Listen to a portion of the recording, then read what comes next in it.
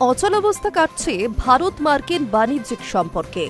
এবার আমেরিকা থেকে বিপুল পরিমাণ লিকুইড পেট্রোলিয়াম গ্যাস আমদানির লক্ষ্যে চুক্তি স্বাক্ষরের পথে ভারত। নয়া চুক্তি অনুযায়ী ভারতের তেল সংস্থাগুলি তাদের আমদানিকৃত এলপিজির কমপক্ষে 10% আমেরিকা থেকে আমদানি করবে। এই চুক্তি প্রসঙ্গে কেন্দ্রীয় মন্ত্রী হরদীপ সিং পুরী বলেন, সরকার এলপিজি আমদানিতে বৈচিত্র্য আনতে এই চুক্তি স্বাক্ষর করছে, যার লক্ষ্য দেশের মানুষ যাতে সস্তায় গ্যাস সিলিন্ডার পান।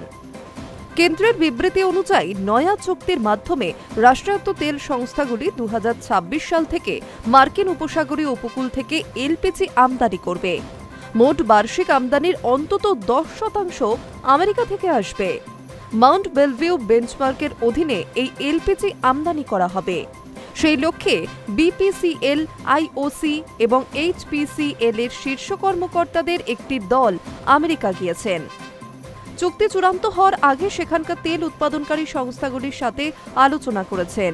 পুরী বলেন, আন্তর্জাতিক বাজারে তেলের দাম বৃদ্ধি সত্ত্বেও এই চুক্তির মাধ্যমে ভারতীয় সংস্থাগুলি জনসাধারণকে সাশ্রয়ী মূল্যে এলপিজি সরবরাহ করতে প্রতিশ্রুতিবদ্ধ। আমেরিকা থেকে এলপিজি কেনা হলে তা গ্রাহকদের জন্য কতটা সাশ্রয়ী হবে সেই প্রসঙ্গে কেন্দ্রীয় মন্ত্রী হরদীপ পুরী বলেন, প্রধানমন্ত্রী নরেন্দ্র মোদীর নেতৃত্বে দেশের তেল সংস্থাগুলি উজ্জ্বল যোজনার আওতায় মাত্র 500 থেকে 550 টাকায় সিলিন্ডার সরবরাহ করে, যা আন্তর্জাতিক মূল্যের তুলনায় উল্লেখযোগ্যভাবে কম। এর জন্য সরকার 40,000 কোটি টাকা ব্যয় করে। তবে আমেরিকার সঙ্গে এলপিজি আমদানি চুক্তির মূল লক্ষ্য হল বাণিজ্য আমদানি ক্ষেত্রে বৈচিত্র্য আনা। এতে দেশ বৃহত্তর স্বার্থে লাভবান হবে। ট্রাম্প ক্ষমতায় আসার পর ভারতের সঙ্গে বাণিজ্যিক সম্পর্কের জটিলতা চরম আকার নেয়। বাণিজ্য চুক্তিতে বিলম্ব ও রুশ তেল কেনার অভিযোগে দফায় দফায় নয়াদিল্লির ওপর 50% শুল্ক চাপায় আমেরিকা। এই পরিস্থিতিতে নতুন করে বাণিজ্য চুক্তির পথে পা বাড়িয়েছে দুই দেশ। সূত্রের খবর, সে পথে বহুদূর অগ্রসর হয়েছে নয়াদিল্লি ও ওয়াশিংটন।